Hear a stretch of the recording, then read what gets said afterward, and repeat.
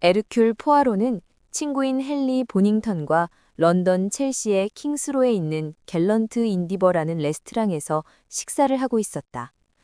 보닝턴 씨는 갤런트 인디버를 즐겨 찾았다. 그는 그곳의 느긋한 분위기와 그 소박하면서도 영국적이고 너무 야단스럽게 모양을 내지 않은 음식을 좋아했다. 평소 그의 마음을 잘 알아주는 몰리라는 웨이트리스는 그를 오랜 친구처럼 대했다. 특히 그녀는 단골 손님들의 식사 취향을 놀라우리만큼 잘 기억하고 있어 그녀 자신도 자랑스레 여기는 터였다. 어서 오세요, 선생님. 그녀는 구석 테이블에 자리를 잡은 두 사람을 보고 말했다. 오늘은 정말 잘 오셨어요. 밤으로 속을 채운 칠면조 요리가 준비되어 있답니다. 선생님이 좋아하시는 음식이잖아요. 더구나 최고급 스틸턴 치즈까지 입수했거든요. 수프를 먼저 드시겠어요? 생선을 먼저 드시겠어요? 음식과 포도주 주문을 받고 몰리가 잽싸게 물러가자 보닝턴 씨는 숨을 크게 내쉬며 뒤로 기대에 앉아 냅킨을 펼쳤다. 좋은 아가씨야. 그는 흡족한 표정으로 말했다.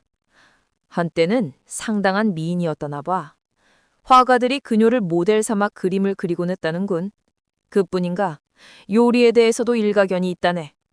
요는 그 점이 훨씬 더 중요하다는 말일세. 여자들은 대개 요리를 제대로 평가할 줄을 모르는데 말이야. 자기가 좋아하는 사람과 식사를 하러 가도 어떤 음식을 먹느냐에 관해서는 무관심한 경우가 허다하다고. 덮어놓고 제일 먼저 눈에 들어오는 것을 주문하는 게 예산일이지. 에르큘 포아로가 머리를 저었다. 그건 좀 심한 말인데. 남자들은 그런 법이 없지. 정말 다행한 일이지 뭔가. 하고 보닝턴 씨는 의기양양한 표정으로 말했다. 결코 없기라 하려고. 에르큘 포아로는 눈을 반짝였다. 글쎄, 아주 젊은 사람들이라면 또 모르지. 보닝턴 씨가 시인했다. 건방진 풋나기들. 요즘의 젊은 애들은 모두 똑같아. 배짱이 있기를 하나, 그렇다고 팔팔하기를 하나. 나는 젊은 녀석들이 못마땅해. 그리고 그들도 내가 못마땅할 테지. 자기들이 옳다고 생각할 테니까. 하지만 젊은 녀석들이 말하는 것을 좀 들어보게. 60이 넘으면 살아있을 권리도 없는 것처럼 말한다니까. 그들이 하는 말과 행동을 보면 머지않아 나이 많은 친지들을 저 세상으로 보내려는 게 아닌가 하는 생각마저 든다고. 그들의 생각에도 일리는 있지. 하고 포아로가 말했다. 자넨 정말 너그럽군. 경찰 일에 뛰어들어서 탈이긴 하지만. 에르큘 포아로는 미소를 지으며 말했다. 그럼에도 불구하고 60이 넘은 사람들의 사고사 일람표를 만들어 보면 흥미가 있다네. 그걸 보면 틀림없이 마음속에 이상한 추측이 생기게 되어 있다네. 그건 그렇다 치고 자네 이야기나 들어보세. 요즘 경기가 어떤가? 엉망이야. 보닝턴 씨가 말했다. 경기가 아주 안 좋다네. 정도가 너무 지나쳐. 감언이설만 난무하고 말이야.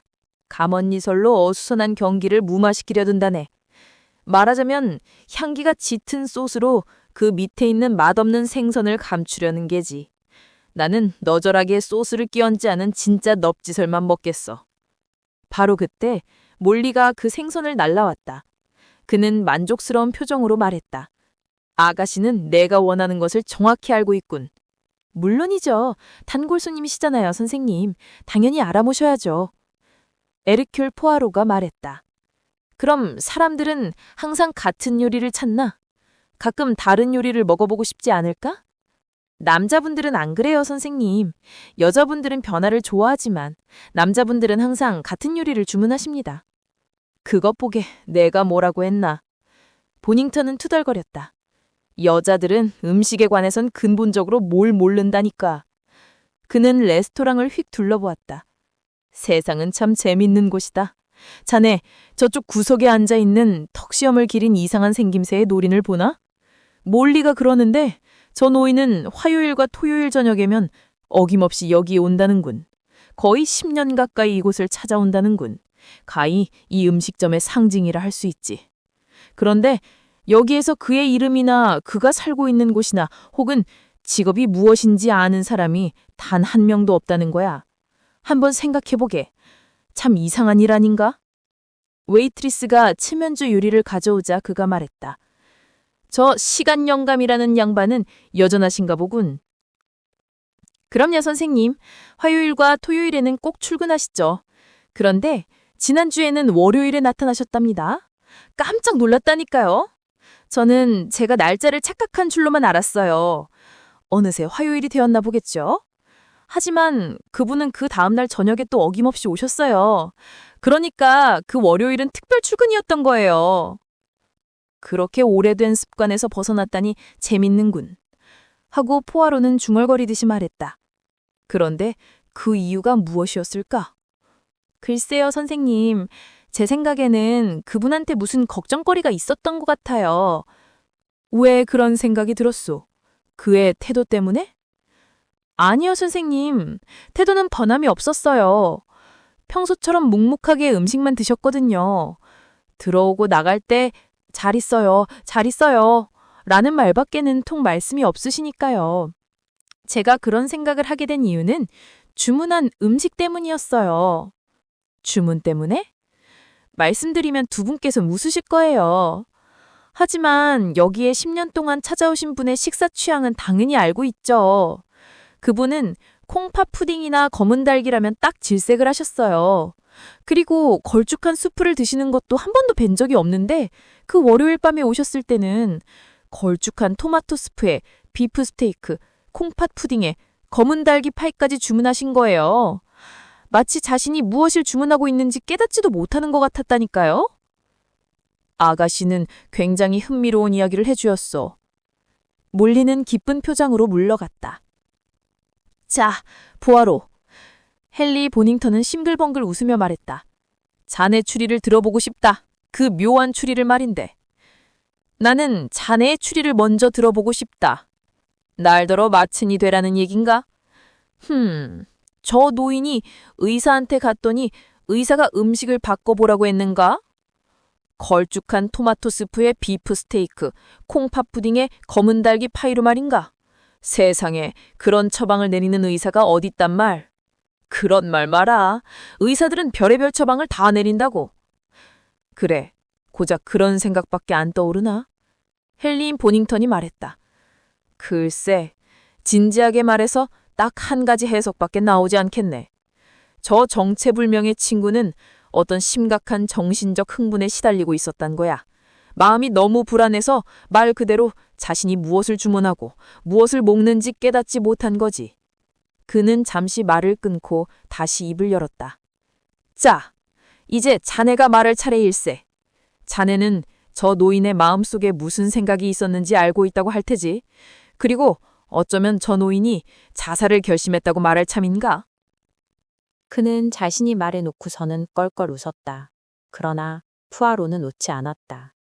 푸아로는 당시 노인에게 심각한 걱정거리가 있었던 것은 분명하다고 시인했다.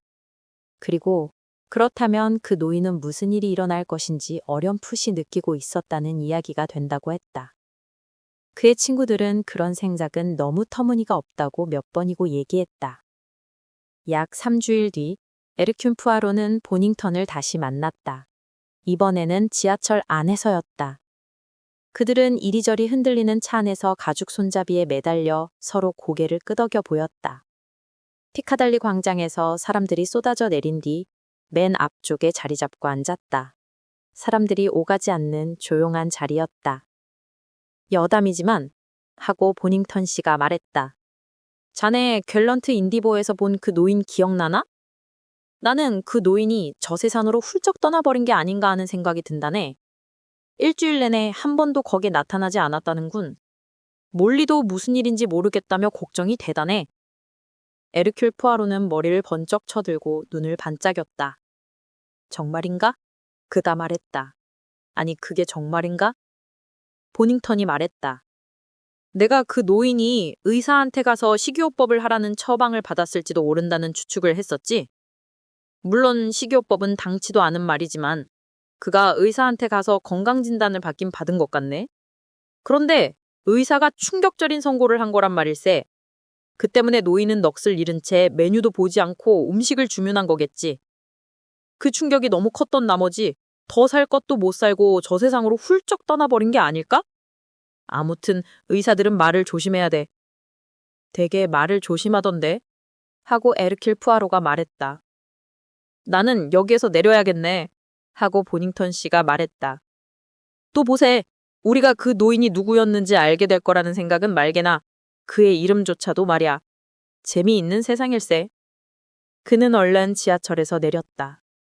에르켈 푸아로는 마치 세상이 그렇게 재미있는 곳이 아니라는 생각을 하는 듯이 잔뜩 찌푸린 채 앉아 있었다. 집으로 돌아온 그는 충실한 하인인 조지에게 몇 가지 지시를 내렸다. 에르켈 푸아로는 이름이 잔뜩 적힌 명단 한 장을 들고 손가락으로 흩어내려가고 있었다. 그것은 어떤 지역의 사망자 명단이었다. 푸아로의 손가락이 멈추었다. 헨리 가스코인. 69살. 우선 이 사람부터 알아봐야겠군. 그날 오후 늦게 푸아로는 킹스로에 얼마 떨어져 있지 않은 맥켄드루 의사의 병원을 찾아갔다. 맥켄드루는 지적인 얼굴에 머리카락이 붉고 키가 큰 사람이었다. 가수 코인요? 예, 맞습니다. 괴상한 노인이었답니다. 다 쓰러지 듯한 낡은 집에서 혼자 살았거든요. 지금은 현대식 아파트를 건립하기 위해 그 지역의 헌집들을 철거하고 있습니다. 나는 그 노인을 진찰해 본 적은 없지만 가끔 본 적이 있어 어떤 사람이었는지는 알고 있습니다. 맨 처음 걱정을 한 사람은 우유 배달부였죠. 우유병이 문 앞에 쌓이기 시작했으니까요. 결국 옆집 사람들이 경찰에 연락해 문을 부수고 들어가 그 노인을 발견했답니다. 계단에서 굴러 떨어져 목뼈가 부러진 상태였어요. 너덜너덜한 끈이 달린 낡은 실내복을 입고 있었는 걸로 보아 아마 그 끈에 걸려 넘어진 것 같습니다. 에르큘 푸아로가 말했다. 그럼 단순한 아사고였군요. 그렇습니다. 친척은 있었습니까? 조카 하나밖에 없었습니다. 한 달에 한 번쯤 왔다 가곤 했지요. 이름이 램시, 조지 램시입니다. 의사라고 하더군요. 윈블던에 살고 있습니다. 당신이 가스코인을 모았을 때 죽은 지 얼마나 되었까요? 아, 이건 좀 전문적인 이야기가 되겠는요. 적어도 48시간 내지 72시간은 되었겠더군요. 그의 시체가 발견된 것은 6일 아침이었죠. 그런데 사실 이 시간은 다소 좁힐 수가 있었습니다.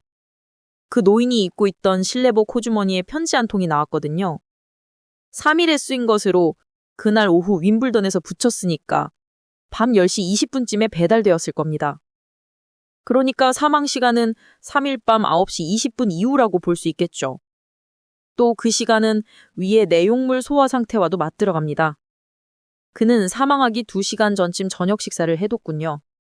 내가 시체를 부검한 것이 6일 아침이었는데 묻은 상태로 보아 그는 대략 60시간 전에 사망했습니다.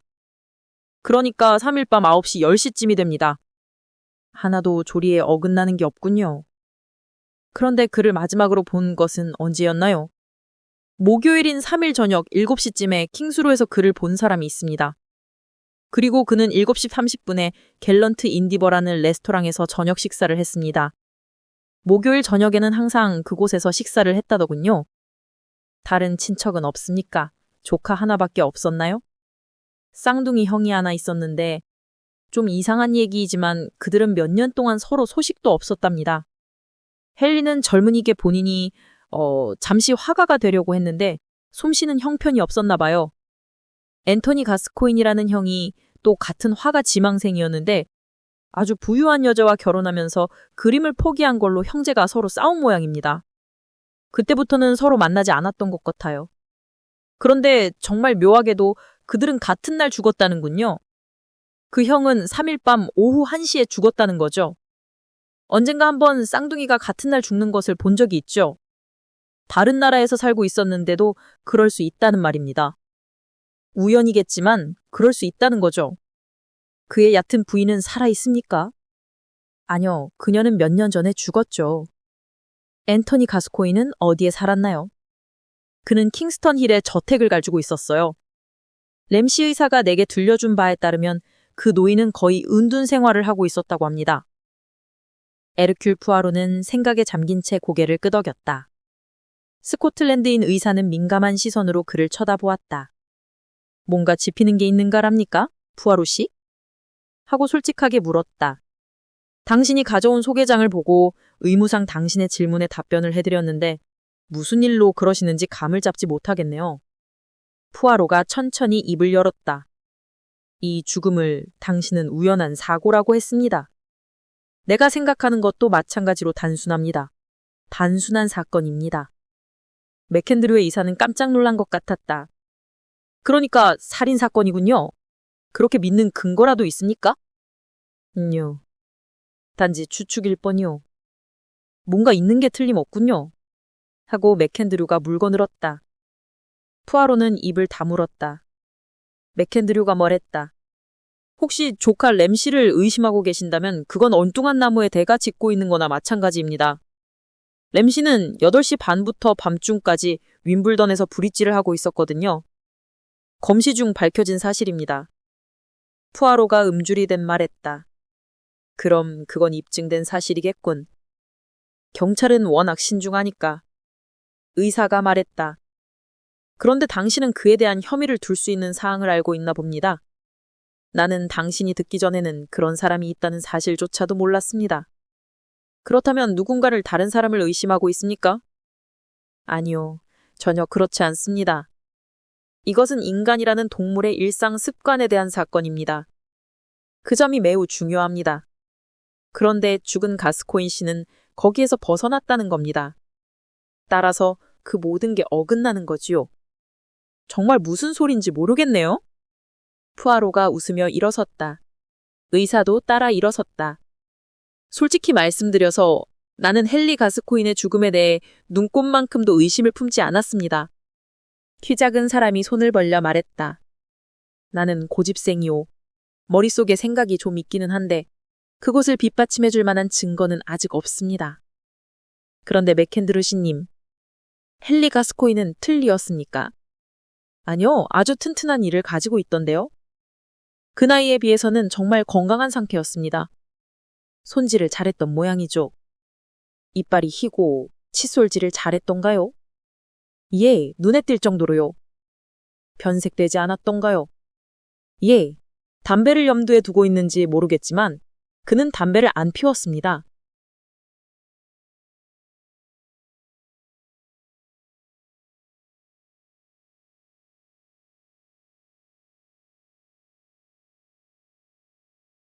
꼭 그것을 염두에 둔 것은 아닙니다. 그냥 모험을 걸고 시도해보는 것뿐이죠.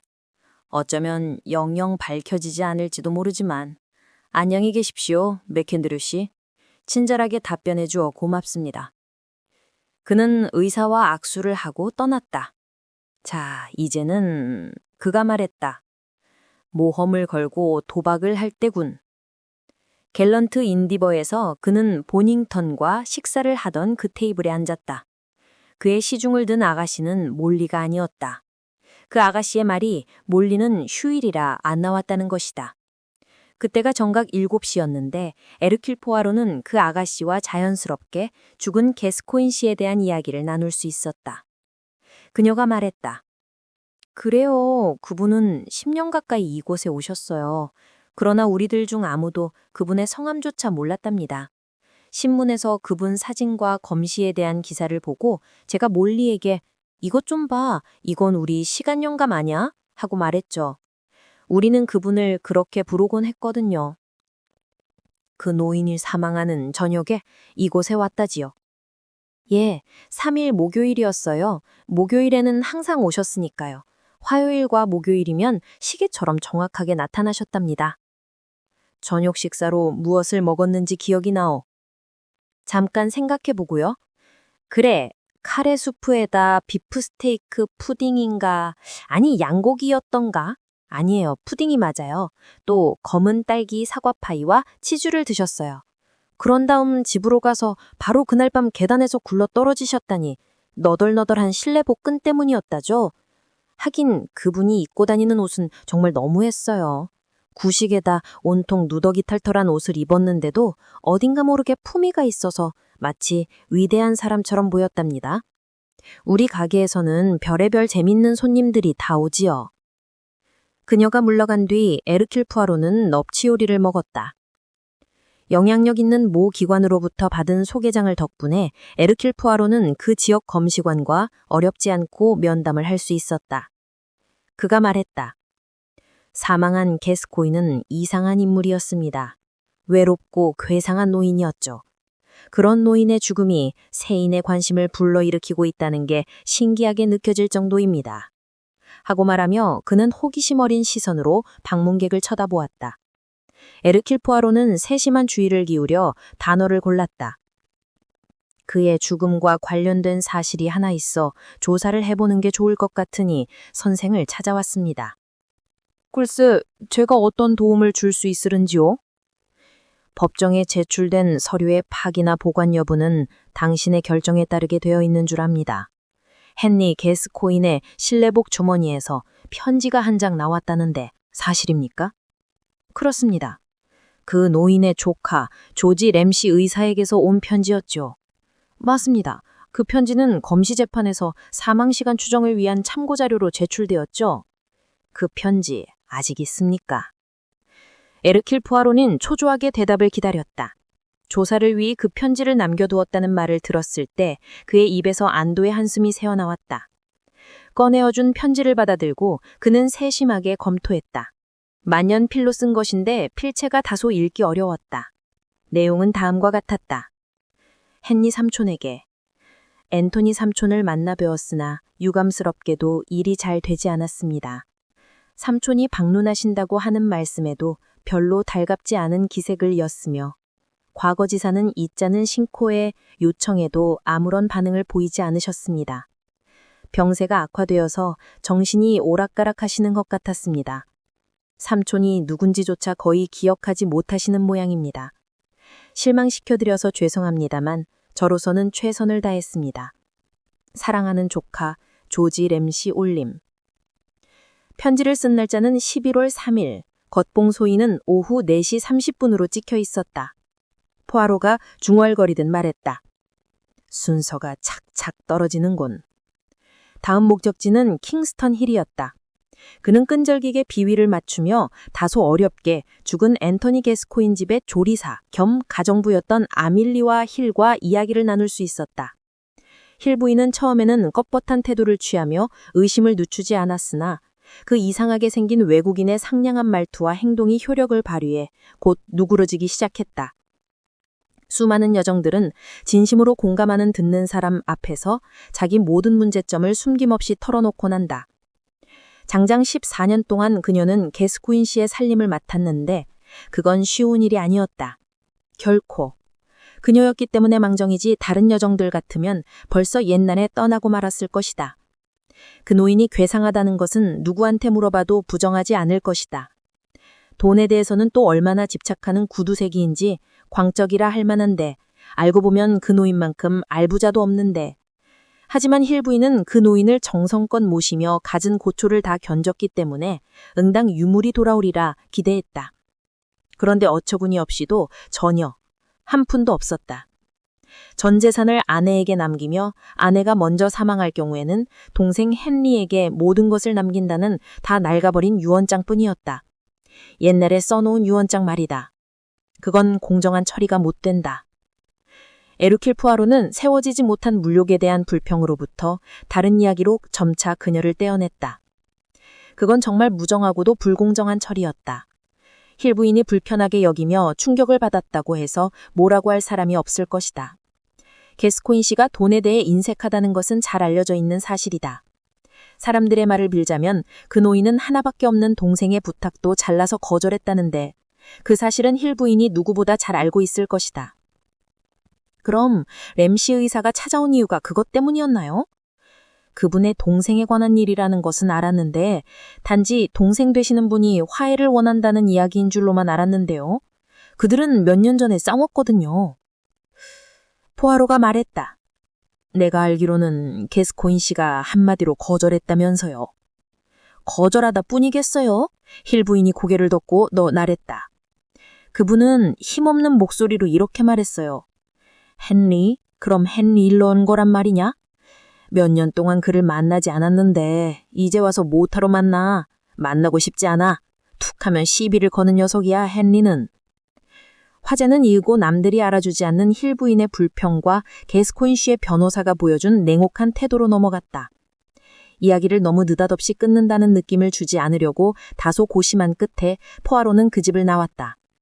그리하여 저녁 시간 직후에 그는 조지 램시 의사가 살고 있는 윈블던 도센로의 엘름 크레스트로 갔다. 의사는 집에 있었다. 에르킬 포아로가 안내를 받고 진찰실로 들어가 있었더니 곧 조지 램시 의사가 나타났다. 방금 저녁 식사를 마친 모양이었다. 나는 환자가 아닙니다, 램시 씨. 이렇게 불쑥 찾아온 것이 무례한 행동일지도 모르겠습니다만 나는 솔직하고 분명한 태도가 좋다고 생각합니다. 완곡한 어법으로 장광설을 늘어놓는 변호사들은 딱 질색이죠. 그의 날이나 생김새는 램시의 흥미를 끌기에 충분했다. 그 의사는 중키에 면도를 깨끗이 하고 머리는 갈색이었는데 속눈썹은 거의 흰색에 가껴와서 눈빛이 희미한 게 아주 열성적인 사람으로 보였다. 그의 태도는 활발했고 유머 감각도 있었다. 변호사들이요? 그는 눈썹을 치켜 올렸다. 그들을 싫어하시는군요. 정말 흥미가 느껴지는데. 자, 앉으시죠. 포아로는 앉아서 명함 한 장을 꺼내어 의사에게 주었다. 램시는 흰 속눈썹을 깜빡였다. 포아로는 몸을 앞으로 구리고 소근했다. 내 고객들은 대부분이 여성들이죠. 당연하겠죠.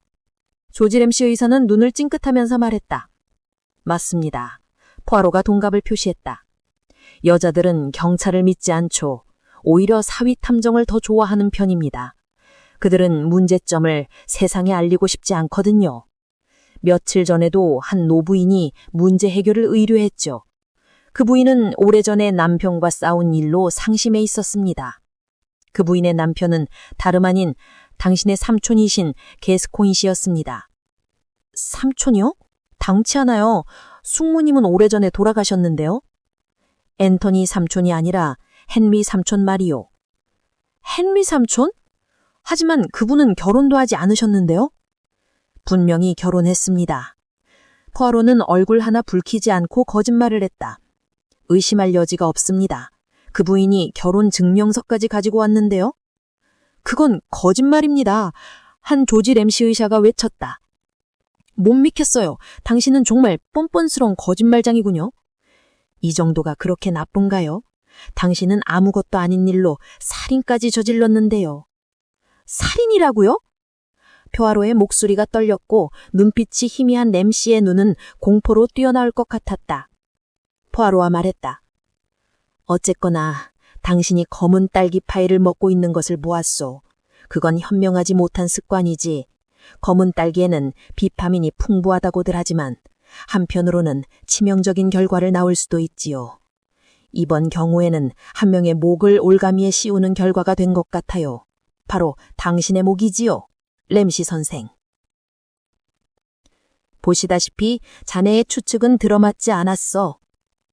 에르킬 포아로는 테이블에 마주 앉은 자기 친구에게 손을 내자며 조용히 밝게 미소 지었다. 극심한 정신적 압박을 받고 있는 사람은 평상시에는 전혀 하지 않던 일을 자신도 모르게 할 수도 있겠지. 하지만 굳이 그 시간을 택하지는 않을 걸세. 반사작용은 저항이 가장 적은 곳에서 나타나기 마련이야. 무슨 걱정에 휩싸인 사람이 잠옷바람으로 만찬석상에 나타나는 일은 상상해 볼 수 있는 일이지만 그것은 그 사람의 잠옷이지 다른 사람의 잠옷은 아닐 게 아닌가. 걸쭉한 수프와 콩팥 푸딩과 검은 딸기를 싫어하는 사람이 어느 날 저녁 느닷없이 그 세 가지를 모두 주문했다네. 자네는 그 사람이 무언가 다른 생각에 골똘해 있었기 때문이라고 하겠지. 그러나 나는 마음속에 다른 생각이 가득 찬 사람이라면 무의식 중에 늘 주문해오던 요리를 주문하게 된다고 말하겠네. 자, 그렇다면 어떤 다른 해석이 있을 수 있을까? 나는 이보다 더 합리적인 해석이 떠오르지 않는다네. 그래서 정말 걱정이 되더군. 그 사건은 모두 잘못되어 있었어. 지난번 자네가 내게 그 노인이 사라졌다고 말해주었지. 수년 만에 처음으로 화요일과 목요일의 모습에 드러내지 않았다고 말일세. 나는 그게 재미있는 일로만 여겨지지 않더군. 이상한 가설이 문득 떠오르지 뭔가?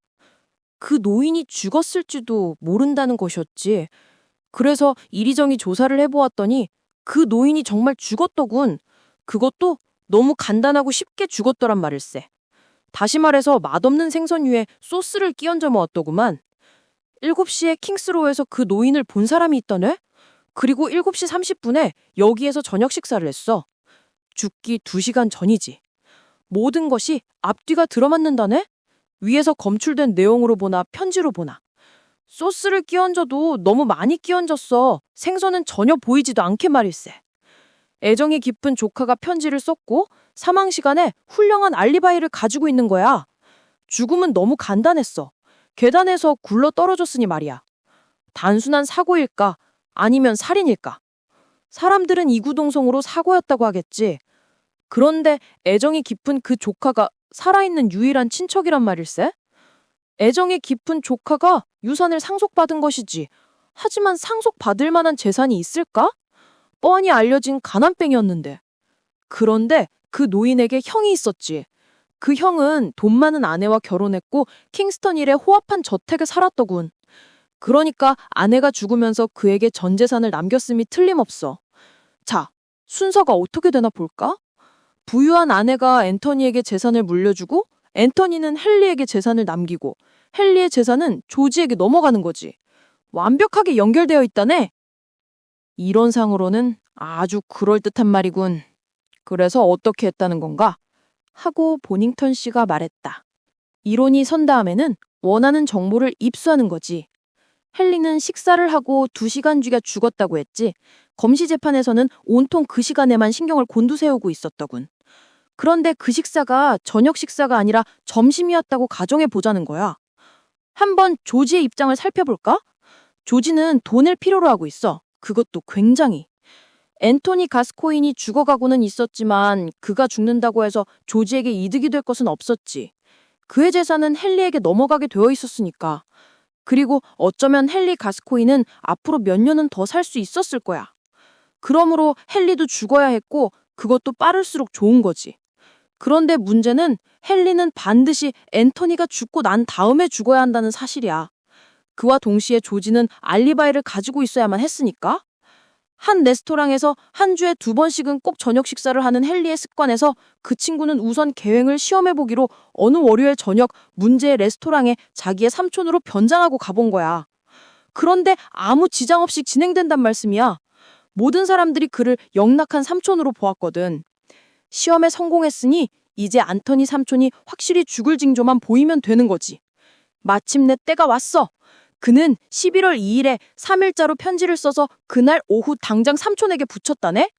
그리고는 3일 오후 런던의 삼촌을 찾아가서 계획을 실행했어. 계단 위에서 냅다 밀어쳐서 헨리 삼촌을 굴러 떨어뜨린 거야. 그런 다음 자기가 쓴 편지를 찾아서 삼촌이 입고 있던 칠레복 호주머니에 찔러 놓은 거지. 7시 30분이 되자 조지는 수염을 달고 숱이 많은 눈썹을 붙이는 완벽한 변장을 하고 갤런트 인데버에 나타난 거야. 헨리 가스코인 씨는 7시 30분에만 해도 분명히 살아있었지. 그런 다음 화장실에서 얼른 본디 모습으로 다시 변신하고 차를 전속으로 몰아 윈블던으로 돌아가서는 밤중까지 브릿지를 한 거라네. 완벽한 알리바이가 된 거지. 보닝턴 씨가 그를 쳐다보며 말했다. 근데 편지 겉봉에 찍힌 소인은 어찌 된 건가? 그건 아주 간단하지. 소인은 얼굴이 져 있었더군. 왜냐하면 검은 물감으로 11월 2일을 11월 3일로 살짝 바꿔놓았거든. 일부러 자세히 들여다보지 않고는 눈치챌 수가 없었을 걸세. 그리고 마지막으로 검은 티티새가 있지. 검은 티티새? 24마리의 검은 티티새로 구운 파이 말이지. 정확히 말하자면 검은 딸기가 되겠지. 조지는 생각하는 것만큼 그리 훌륭한 배우는 아니었어. 그는 자기 삼촌 같은 차림에 삼촌 같은 걸음걸이와 말씨에 삼촌 같은 수염과 눈썹을 달았지만 삼촌처럼 먹는 것을 깜빡 잊은 거지. 그는 그만 자신이 좋아하는 요리를 주문하고 말한 거지. 검은 딸기를 먹으면 이에 검은 물이 든다는 사실 아나? 그 시체에 이는 물이 들지 않았다더라. 헨리 가스코인은 그날 밤 밸런트 인데보에서 분명히 검은 딸기를 먹었는데. 그런데 위에도 검은 딸기가 없었다는 거야. 오늘 아침에 알아보았지. 더구나 조지는 턱 수염이야 변장에 썼던 다른 도구들을 바보같이 고스란히 보관하고 있더구만. 찾으려 들면 증거는 얼마든지 있네. 조지를 찾아가서 추궁을 했더니 실토를 하더구만. 이것으로 사건은 해결됐어. 그런데 또 검은 딸기를 먹고 있더란 말이야. 탐욕스러운 친구야. 자기가 좋아하는 음식이라면 사족을 못 쓰니까. 습관에서 빗나간 행동에 차가 난 이 사건의 경우 결국 탐욕이 그의 목을 맨 거지.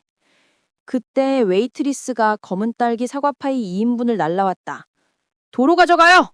하고 보닝턴 씨가 말했다. 먹다가 체하겠어. 조그만 야자 푸딩이나 하나 갖다 줘요.